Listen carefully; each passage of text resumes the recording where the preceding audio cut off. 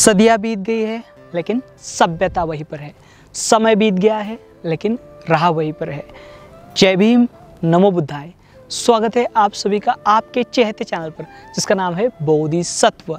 इस चैनल के माध्यम से आपको प्रियदर्शी चक्रवर्ती सम्राट अशोक इनके द्वारा निर्माण किए गए प्राचीन बौद्ध स्तूप हो, स्मारक हो या फिर गुफाएं हो, जिनका निर्माण कार्य प्रियदर्शी सम्राट अशोक इनके बाद में भी हजारों वर्ष तक किए गए, ऐसे वीरान और अनदेखे बौद्ध स्थल यह जो चैनल है आपको दिखाने की कोशिश कर रहे हैं। हम जानकारी ले रहे हैं बिहार राज्य की, और बिहार राज्य के ये जो अनदेखे और वीरान बौद्ध स्थल है, यह जो चैनल है आपके सामने रखने की कोशिश कर रहा है। आज का यह वीडियो बहुत ही महत्वपूर्ण है और इस चैनल के पिछले वीडियो भी बहुत ही महत्वपूर्ण है। अगर वे आपने अभी तक नहीं देखे तो वह ज़रूर देखें।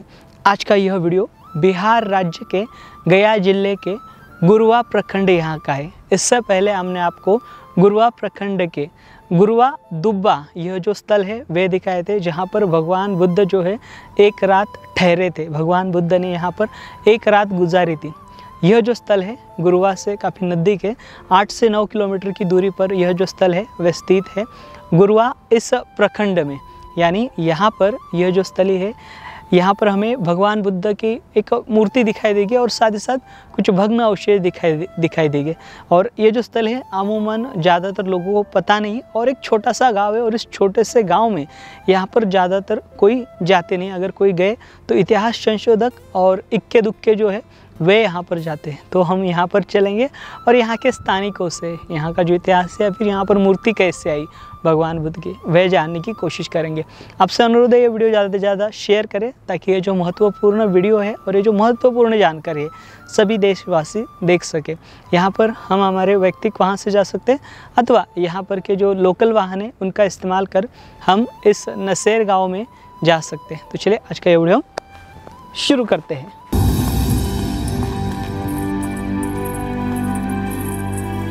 नसेर यह गांव गया से 30 किलोमीटर की दूरी पर और औरंगाबाद से 55 किलोमीटर की दूरी पर स्थित है। आमतौर पर इस क्षेत्र में पाल काल संबंधित अवशेष पाए गए हैं।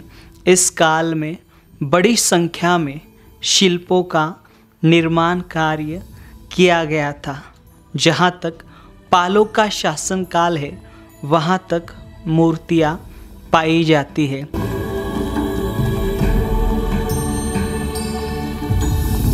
हम आए हुए हैं बिहार राज्य के गया जिले के गुरुवा प्रखंड के नसेर इस गांव में, और नसेर इस गांव का ऐतिहासिक महत्व हम समझ के लेने वाले। यहाँ पर कुछ पुरातात्विक अवशेष है, वह क्या है, और भगवान बुद्ध की मूर्ति भी यहाँ पर है, तो वो क्यों है, ये सब बातें जो है वह हमारे साथ यहाँ के स्थानिक रंजित रंजन जी है। ये पत्रकार है, स्वयं जानकार है, तो ये इस गांव का ऐतिहासिक महत्व बताने वाले।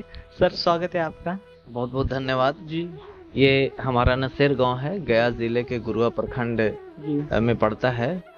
और भूरा के कारण, भूरा चूंकि पूरी तरह बौद्ध स्थल है और कभी वहाँ बौद्ध अध्ययन सा ध्यान केंद्र रहा होगा, ऐसा रिसर्च में सामने आता है। तो उसी का एक केंद्र, एक उसी का पार्ट, हाँ उसी का एक पार्ट कह सकते हैं। हाँ। ये कभी रहा होगा।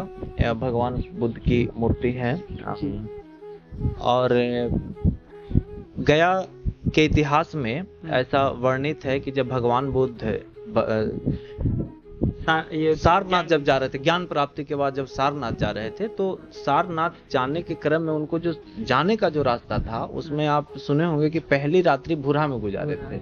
तो बोध गया से और भूरा होते हुए सारनाथ का जो रोड निकलता है इसी नसेर गांव से होकर के निकलता है। तो ऐसा माना जाता है कि यहाँ भी ये गढ़ है, और ऐसा माना जाता है कि यहाँ भी कोल राजाओं का शासन हुआ करता था, यहाँ भी महल हुआ होगा। और ये कोल राजा भी बौद्ध धर्म ग्रहण किए होंगे, बुद्ध से प्रभावित होकर, सम्राट अशोक से प्रभावित होकर के। तो फिर उनके जो अनुयायी हैं कभी न कभी ये भगवान बुद्ध की मूर्ति बनवाए होंगे।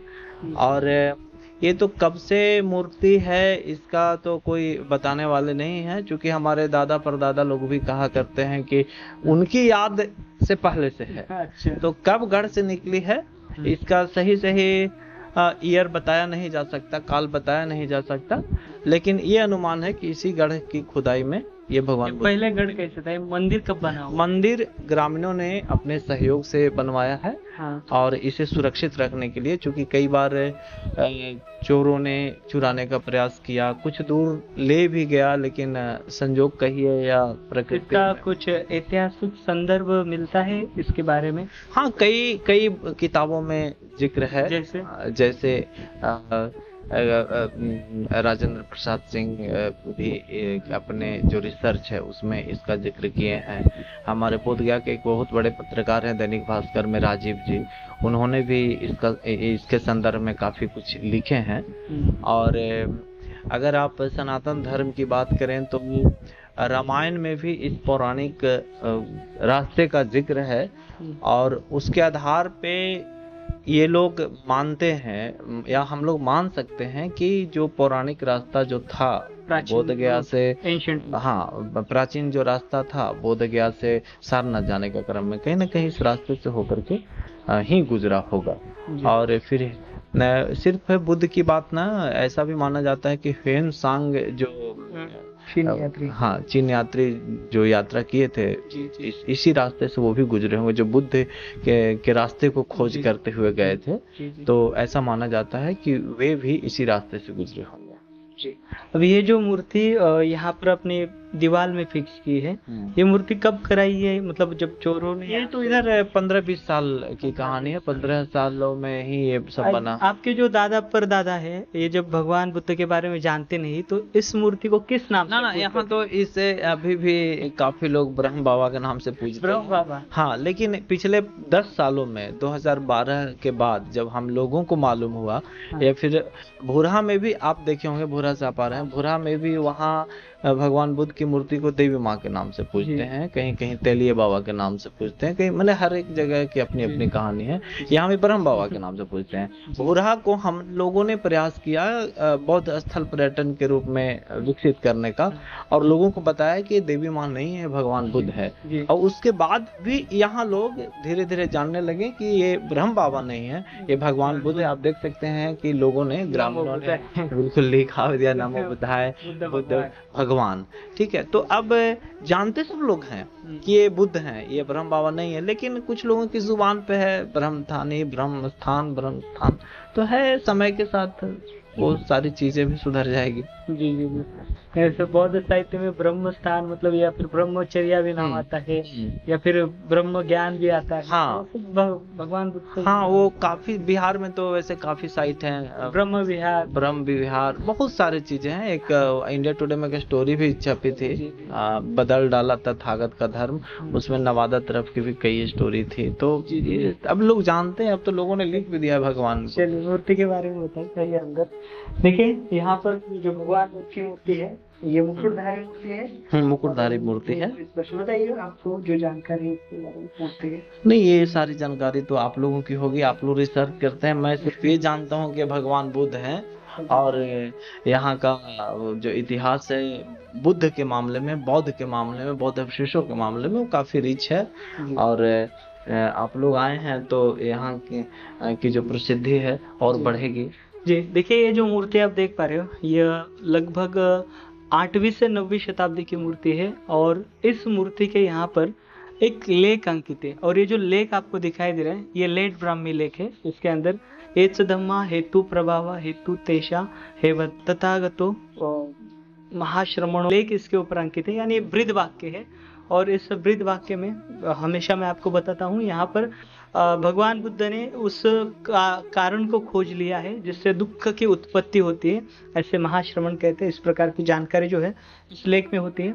ये आप देख पा रहे हो, यहाँ पर बोधि वृक्ष की एक जो ये है, मतलब यहाँ पर एक नींव निकली हुई है, और साथ ही साथ ऊपर छत हमें दिखाई दे रही है। और इसी छत के नीचे जो भगवान बुद्ध को यहाँ पर मुकुट पहनाया गया है, ऐसे कहा जाता है बौद्ध साहित्यों में, भगवान बुद्ध जो है एक चक्रवर्ती सम्राट रह चुके हैं जब वे बोधिसत्व थे।